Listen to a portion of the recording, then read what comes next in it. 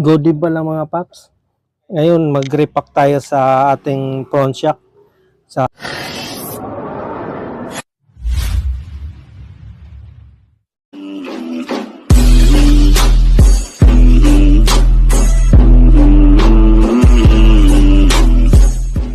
ating Honda Wave 125. Ang problema kasi nito, may naramdaman akong lumalagotok habang nagdadrive ako. Tiningnan ko na yung preno niya, wala naman. Tapos tiningnan ko yung bearing niya, wala namang alog yung bearing. Kaya suspitsa ko ito. Ngayon, ang gagawin natin, i-repack natin. May binili ako ng port oil. Papalitan natin to kasi yung motor na to 2 years na rin to Kaya kailangan na rin natin palitan ng port oil. Feeling ko kasi matagtag na din na siya, masyado nagpiplay pag dumadaan ako ng hams. Ngayon, may nilalagay akong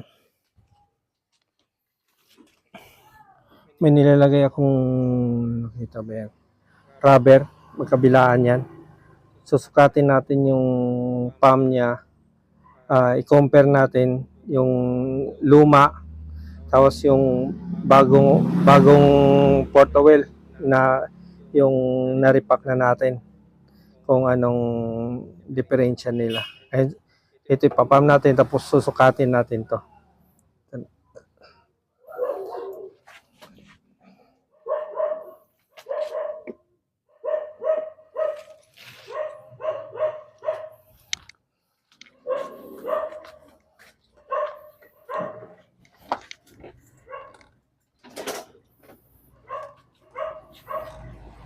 Isa, dalawa, tatlo. Ayan. Tingnan na natin kung tapos susukatin natin.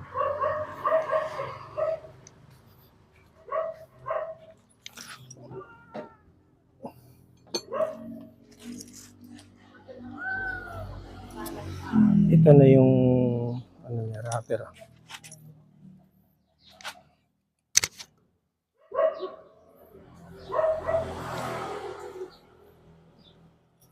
Ito yung rubber. Yan yung rubber. Atin natin.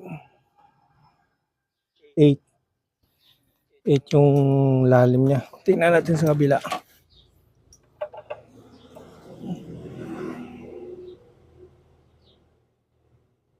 Medyo mahano konti ito. Kulang-kulang 8.5.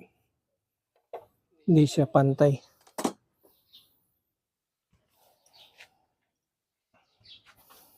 Yan, tatanggalin na natin yan.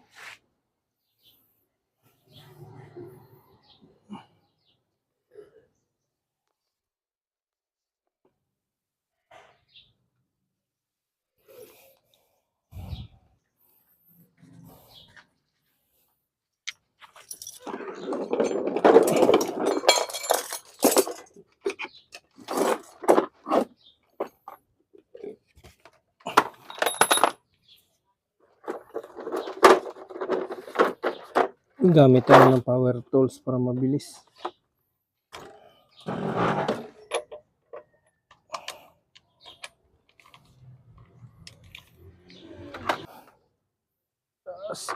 Ito, tatanggalin na rin natin to kasi huhugutin natin to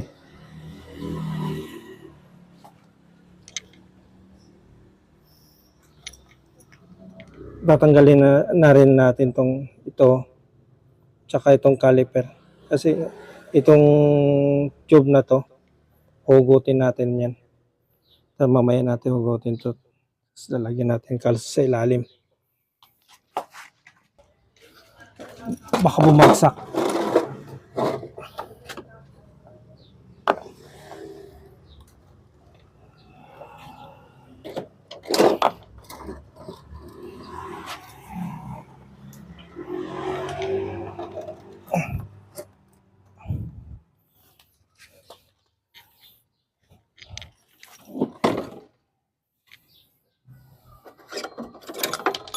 Tignan natin yan.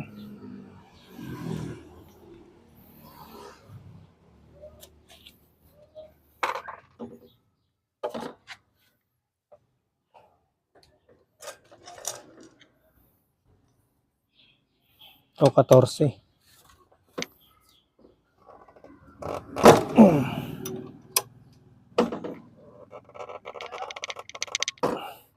Tigas.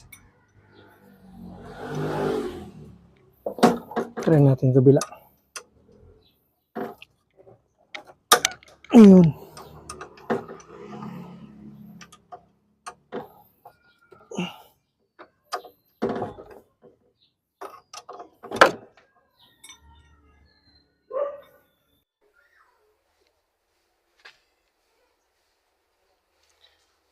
Ito na mga paps, na natin. Ito, naluwagan na natin. Expected nyo talaga pag di pa na tanggal to, matigas talaga.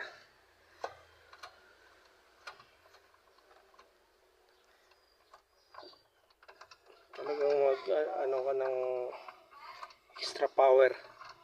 At sobrang tigas. Yan, lambot na. Pero pag mabuksan mo naman, pwede mo ng kamayin to. Ayan, tanggal na natin yung dalawang tornilyo.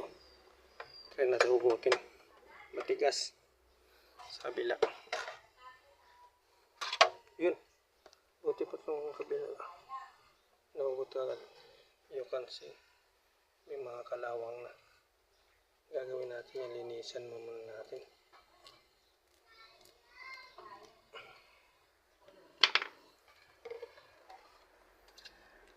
Ito sa kabila. Kailangan pa ito silsilin. Lumuwang konti.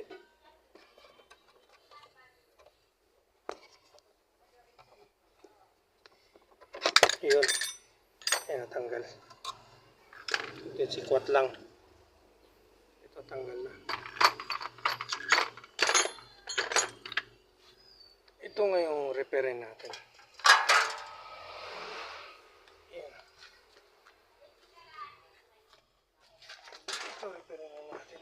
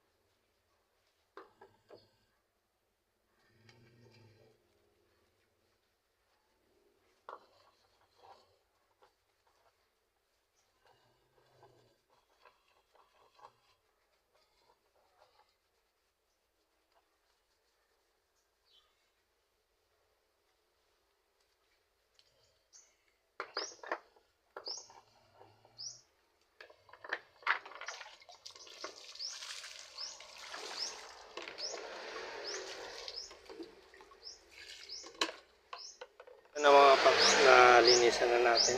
Ayan, malinis na. Wala na yung dumi, tsaka may kunting kalawang kanina.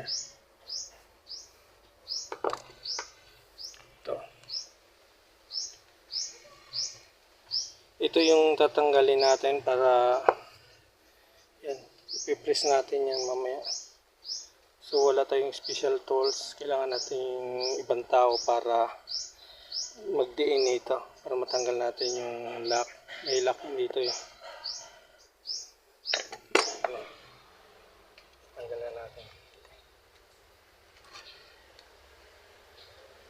Ito yung yan, circlip para matanggal natin yung lock. Yan, tanggal na yung lock.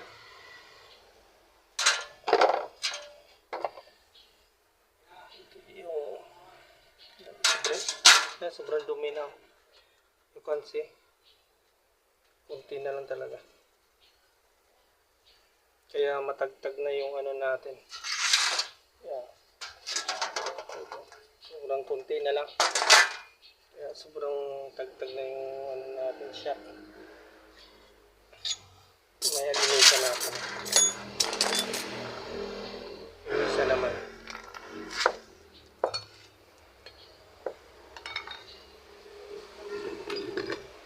Talaga tanggalin na ako naman. Kaya.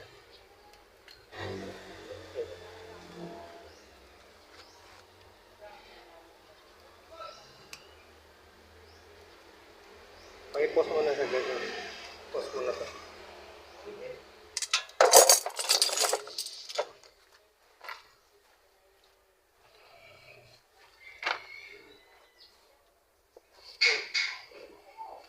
So, wakas natanggal na rin natin.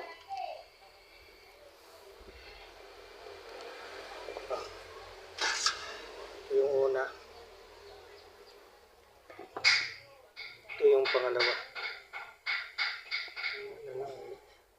Ayan, ano kasi ito. May o-ring. Ayan. Sa pagbalik naman mamaya, ito may o-ring. Ibig sabihin nun, sa ilalim siya. Ito yung sa taas. May tanda naman yung may parang may uka. Butin natin. Tapos pagbalik dito sa spring, ito yung sa top, medyo malayong agwat. Ito yung dikit-dikit. Yan yung pinaka-ilalim.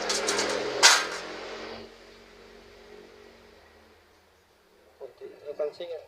Wala pa siguro 60 to. Dapat normally 60 to.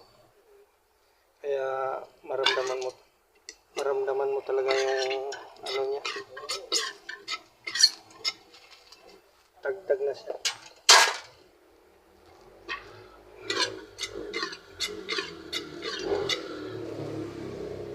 Natanggal na natin dalawa. Linisan na natin to.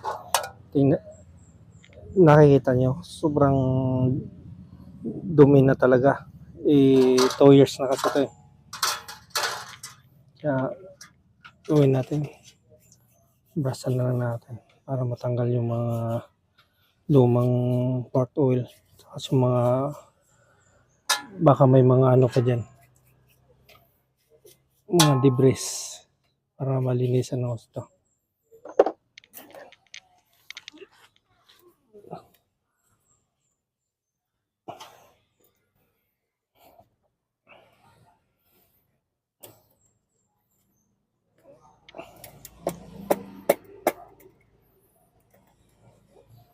Ayan.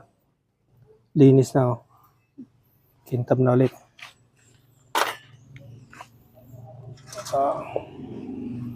Lagyan na natin konti ng gasolina. Dapat degreaser to eh. Ito yung degreaser.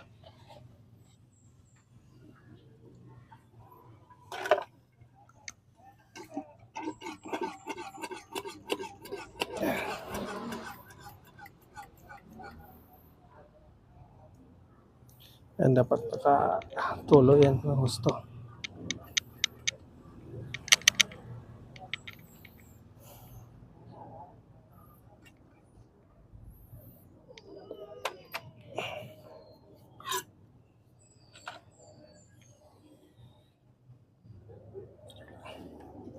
Kunti lang. Tanggalin natin kaagad.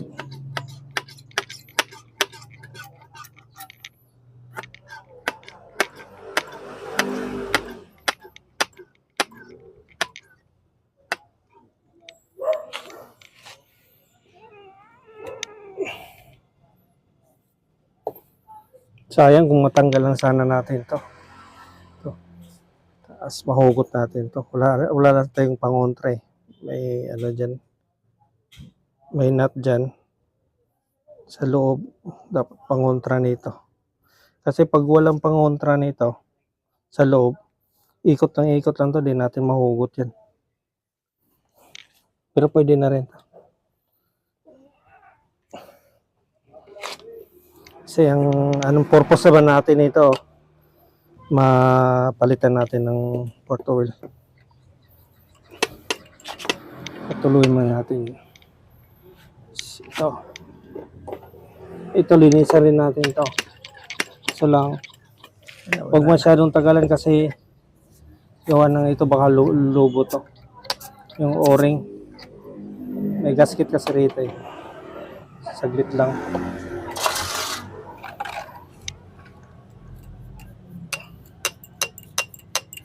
Yung brush lang. Press. Patuyo na kaagad.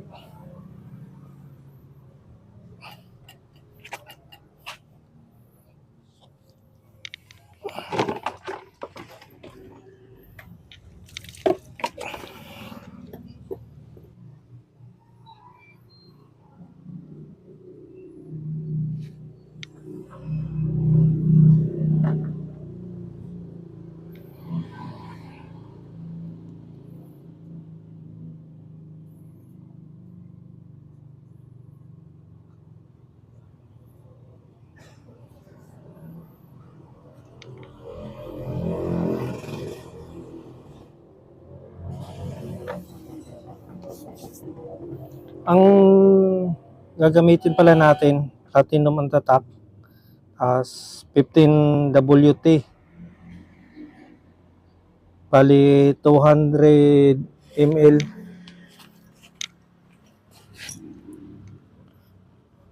And bali 200 ml yan siya. Ito.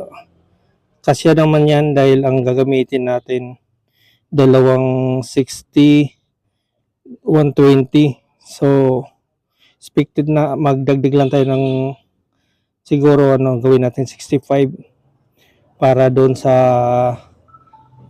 mga dumidikit doon sa pagsasalin natin. Para sakto pa ring 60 yung nilalagay natin.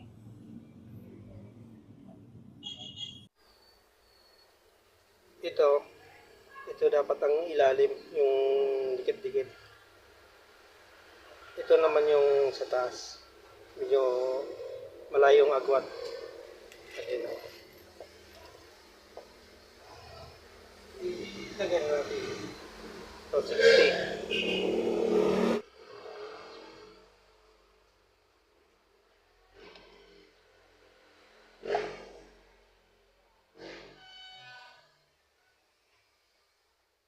Yan, unti-unti siyang bumaba. Saan natin ilagay itong spray para di umapang.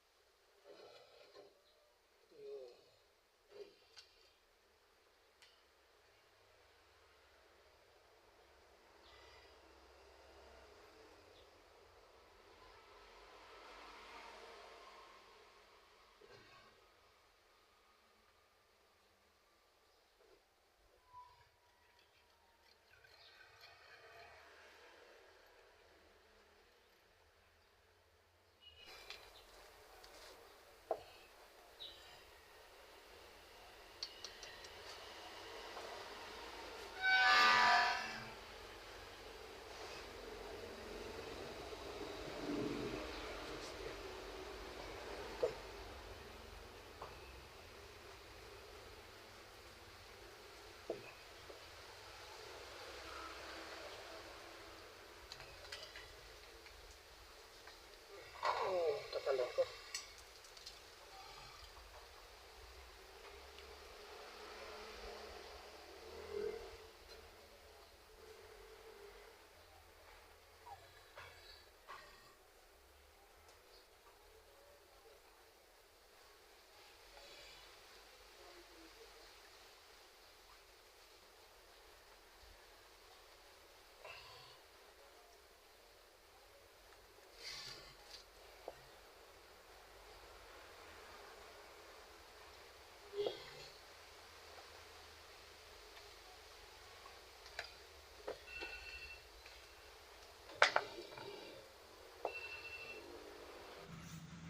Tapos na tayo mga paps. Ito na, nasalpak na natin. So, itry natin i-pump siya. Ayun, ayos na ayos yung pump na, pagpapump ng ano natin, motor.